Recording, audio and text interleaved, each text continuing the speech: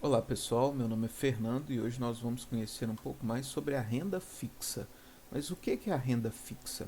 A renda fixa é uma forma de investimentos que na hora de aplicar, o investidor já fica sabendo qual que é o prazo da aplicação e a taxa de rendimento ou o índice que vai ser utilizado para valorizar o seu investimento. Ou seja, as regras são definidas antes, são regras fixadas. Por isso esse nome, renda fixa. Então, o que acontece? Eu tenho um investimento, é o valor que eu vou investir, quanto custa determinado título que eu vou adquirir. Eu tenho a taxa de rentabilidade desse título, que pode ser uma taxa fixa, como 2% ao ano, 1% ao mês, ou atrelada a algum índice, como o IPCA, por exemplo, e qual o prazo desse título. Ele vai vencer daqui a 1 ano, 2 anos e por aí vai. Então, só para a gente entender melhor. De um lado, eu tenho o investidor, é a pessoa que vai aplicar o dinheiro, ou seja, é como se o investidor estivesse emprestando dinheiro para outra parte, que é o emissor, que em troca desse dinheiro vai emitir um título e ali vai prometer uma renda, por isso ele vai pagar uma rentabilidade, tá? Esse emissor ele pode ser o governo federal, no caso dos títulos públicos, ou pode ser uma empresa privada, como os bancos, corretoras ou as sociedades anônimas, no caso das debêntures. Qual que é a forma de rentabilidade, qual que é a forma de valorização do meu dinheiro investido? Essa rentabilidade ela pode ser pré-fixada, eu vou estabelecer uma taxa fixa. O meu título vai render 7% ao ano, ou ele vai render 0,5% ao mês. É uma taxa fixa. Ou ele pode ser pós-fixado. É quando eu vou atrelar o meu rendimento a algum índice. Então eu posso dizer que o meu índice vai render 100% do CDI, que é o certificado de depósito interbancário, a taxa de juros cobradas entre os bancos, para emprestar dinheiro entre os bancos. Ou eu posso atrelar a outros índices, como por exemplo o IPCA, que é o nosso índice de inflação oficial medido pelo IBGE, ou a taxa Selic, que é a taxa básica de juros da economia. Esses são os principais índices usados. O primeiro, geralmente, né, o CDI é utilizado aí, principalmente por empresas privadas, e o IPCA, a Selic são usados nos títulos públicos. Existem outros índices também que podem ser usados, como o IGPM, que também é um índice de inflação, mas os mais utilizados aí são esses três. Apesar de a renda fixa ser uma modalidade de investimento que oferece menos risco, mas ela ainda vai ter os seus riscos. E os principais riscos envolvidos na renda fixa são os riscos de crédito, que pode acontecer quando o emissor vem à falência, ou seja, ele não vai ser capaz de devolver o valor investido mais o seu rendimento na data combinada. Pode ser o risco de inflação, que é de que a inflação no período seja maior do que a taxa combinada, ou seja, você perdeu o valor de compra do seu dinheiro, e pode ser o risco da taxa de juros, que é quando a taxa de juros sobe acima do valor combinado para a rentabilidade. Esse último risco, o risco da taxa de juros, ele só acontece nos títulos pré-fixados. Uma das principais garantias da renda fixa é que você não perde o valor investido. Ao final do resgate daquele título, pelo menos o valor que você investiu, você tem de volta. Mas o que acontece, por exemplo, se a instituição que eu comprei aquele título de renda fixa vier à falência?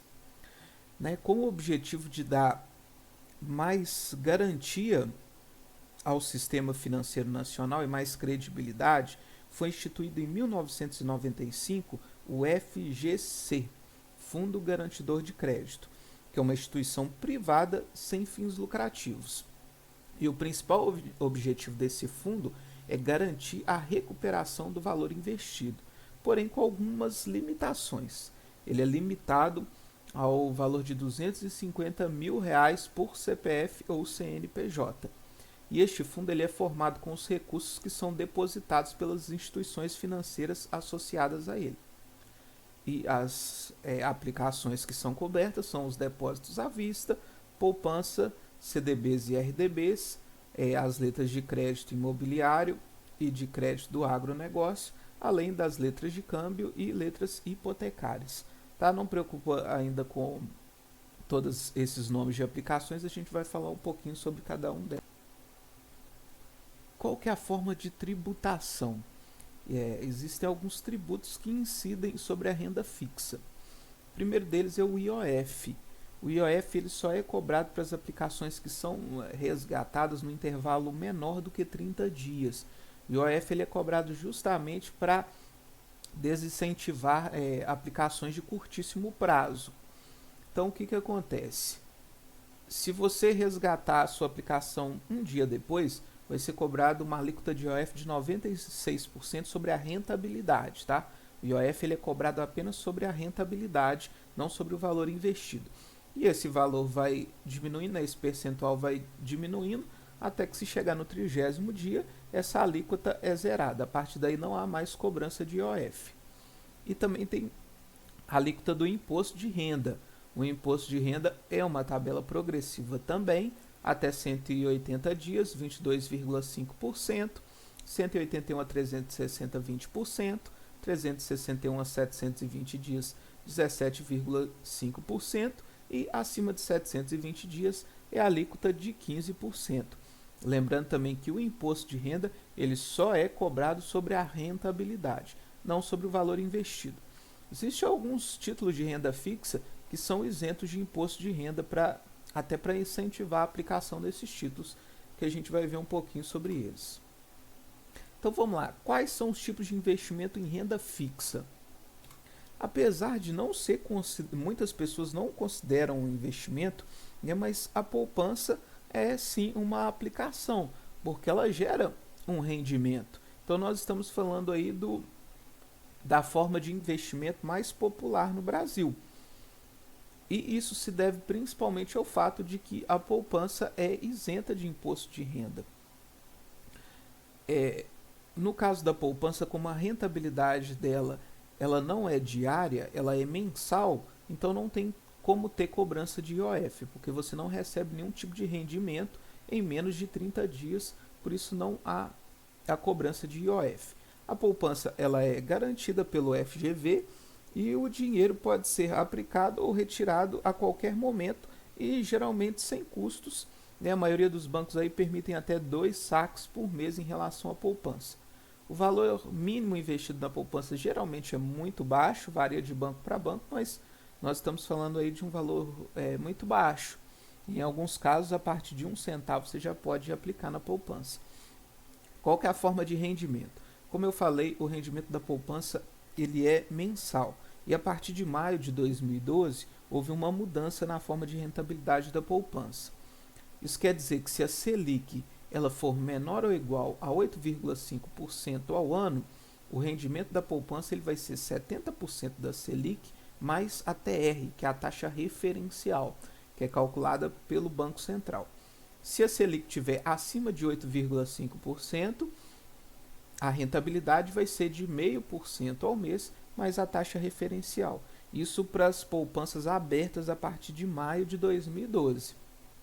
As poupanças abertas antes de maio de 2012, elas vão render sempre, né, pela segunda regra, 0,5% mais taxa referencial.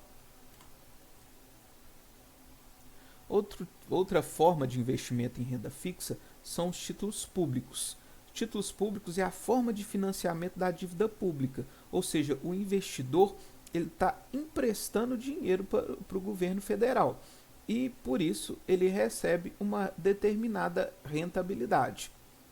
Os títulos públicos eles podem ser pré ou pós-fixados. Os pós-fixados aí são atrelados a Selic ou IPCA e são emitidos pela Secretaria do Tesouro Nacional e comercializados pelo Banco Central. Existe uma ferramenta hoje de comercialização de títulos públicos que é chamada Tesouro Direto. Ela foi criada principalmente para facilitar a venda dos títulos públicos para pessoa física. Como o título aí é um assunto um pouquinho mais complexo, depois eu vou fazer um vídeo falando só sobre os títulos públicos para explicar isso com mais detalhes. Existe cobrança de imposto de renda sobre os títulos públicos e também do IOF se forem resgatados em menos de 30 dias. CDBs e RDBs, que são o crédito de depósito bancário e recibo de depósito bancário. Esses são títulos que são emitidos pelos bancos por instituições de créditos. A principal diferença entre o CDB e o RDB é que o CDB ele pode ser negociado antes da data do vencimento. O RDB ele é inegociável e intransferível. Você só vai receber o valor que você aplicou mais a rentabilidade no momento do vencimento. Essa negociação do CDB antes do vencimento ela vai depender do valor do título naquele momento. É o que nós chamamos de marcação ao mercado. Ou seja, vai ser o valor daquele título que o mercado está pagando por aquele título naquele momento e vai depender, né, aí da lei da oferta e da procura. Para você ter a garantia de receber o valor que você investiu mais a rentabilidade combinada no momento do investimento, você precisa levar esse título até o vencimento. Caso você precise negociar esse título antes, o mercado vai te pagar o valor dele naquele momento e isso pode variar conforme as situações de mercado. Tanto o CDB quanto o RDB, eles têm incidência de imposto de renda e de IOF. No caso, o IOF só para o CDB, se for vendido antes dos 30 dias. O RDB, como são títulos de mais longo prazo, não há cobrança de IOF porque eles não vão ser negociados antes de 30 dias. E ambos são garantidos pelo Fundo Garantidor de Crédito. O outro título de renda fixa que nós temos são as debêntures. Debêntures são títulos de dívidas das empresas, ou seja, as empresas emitem títulos no mercado aberto para poder financiar suas dívidas. E geralmente as empresas fazem isso porque as debêntures acabam tendo um custo menor para a empresa do que um financiamento bancário. As debêntures elas só podem ser emitidas por sociedade anônima, e aí pode ser de capital aberto ou fechado. No caso das sociedades anônimas de capital fechado, elas não podem emitir esses títulos no mercado aberto. Tá? Os títulos comerciados no mercado aberto são só das sociedades anônimas de capital aberto. Para uma empresa emitir uma debênture, ela vai precisar de um agente fiduciário, que é uma instituição ou agente financeiro responsável por certificar a integridade das garantias dos títulos, bem como as demais garantias financeiras da empresa e os rendimentos do título, e precisa também analisar o relatório anual de gastos da empresa para poder repassar isso aos debenturistas. Ou seja, o agente fiduciário é aquele que faz a ponte entre a empresa que está emitindo essa debênture e os debenturistas. Diferente de uma pessoa quando ela se torna um acionista da empresa, que ela tem ali suas garantias de dividendo, direito a voto, os debenturistas não têm isso. Então, é nesse momento que entra essa figura do agente fiduciário para poder garantir que essas pessoas terão seus interesses representados dentro da empresa.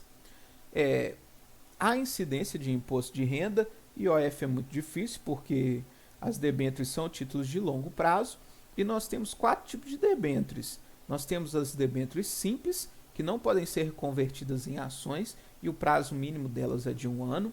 Nós temos as debêntures conversíveis, ou seja, caso essa empresa não venha a pagar esse título no tempo determinado, o debenturista pode converter esse título em ações da empresa.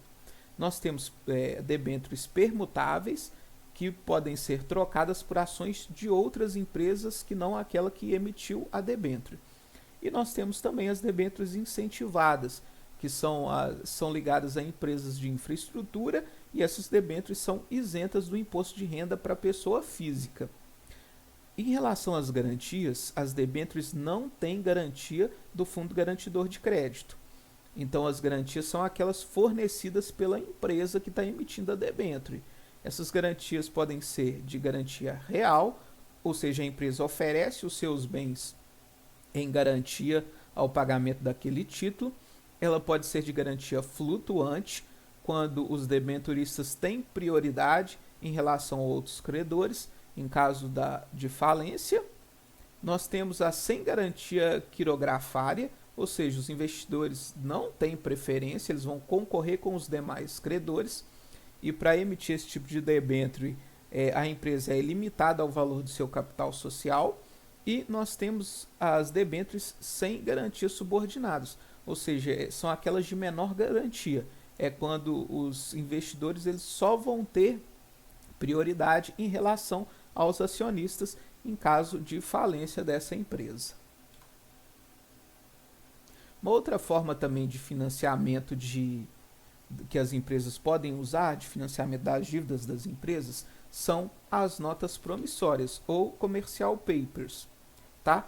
São títulos mobiliários de curto prazo. Então, nas sociedades anônimas de capital aberto, o prazo máximo dessas notas promissórias são de 360 dias e nas de capital fechado, no máximo de 180 dias. Tá? Também, neste caso, existe a necessidade de ter um agente fiduciário para emitir essas notas promissórias, principalmente no mercado aberto, e elas não possuem garantia do FGC.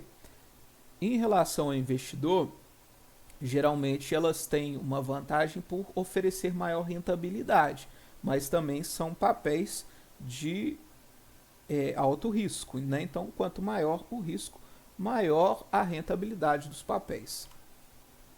LCI e LCA, letra de crédito imobiliário e letra de crédito do agronegócio. São dois títulos emitidos por bancos, são bem parecidos. A diferença é que a LCI ela é usada para financiar o mercado imobiliário e a LCA ela é usada para financiar o mercado do agronegócio. Então vai depender aí de qual mercado o investidor quer atuar neste momento. Mas são dois títulos de renda fixa que são emitidos pelos bancos. A principal vantagem desses títulos é ser isento de imposto de renda para pessoa física, mas eles têm um problema que eles não têm liquidez. Esses títulos não podem ser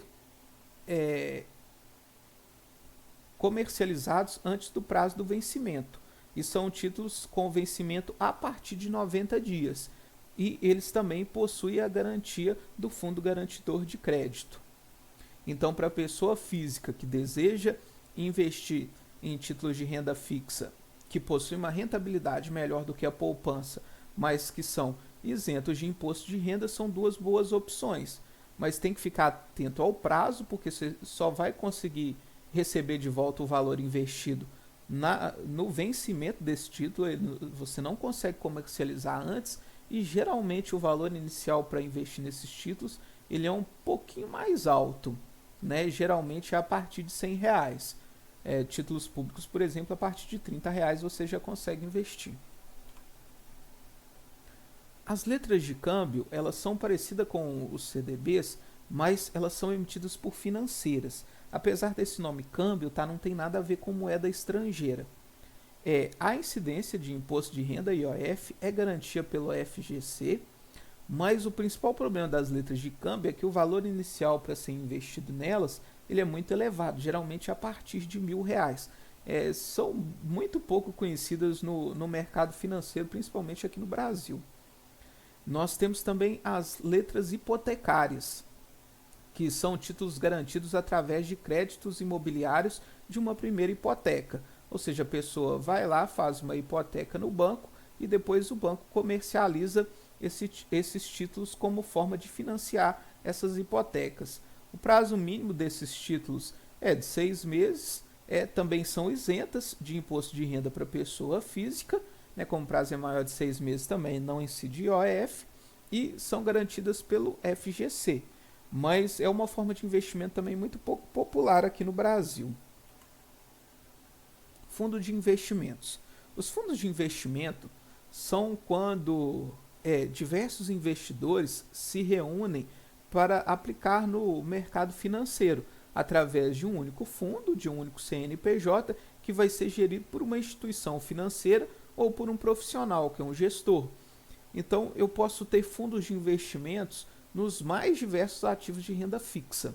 Tá? Como os fundos de investimento eles possuem diversas regras próprias e é um assunto um pouco mais complexo, a gente vai tratar também deles em um outro vídeo separado, só para falar dos fundos de investimentos. Mas para a gente saber que também existe essa forma de investimento, tá, em renda fixa e também em renda variável, mas aqui como nós estamos falando de renda fixa, você pode investir em títulos públicos, em CDBs e por aí vai, né? Existem os mais diversos tipos de fundos de investimentos, mas eles possuem regras próprias.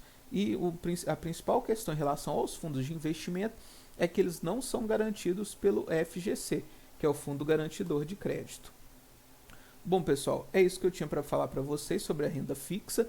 Caso tenha ficado alguma dúvida, deixe aqui nos comentários que a gente vai respondendo para vocês.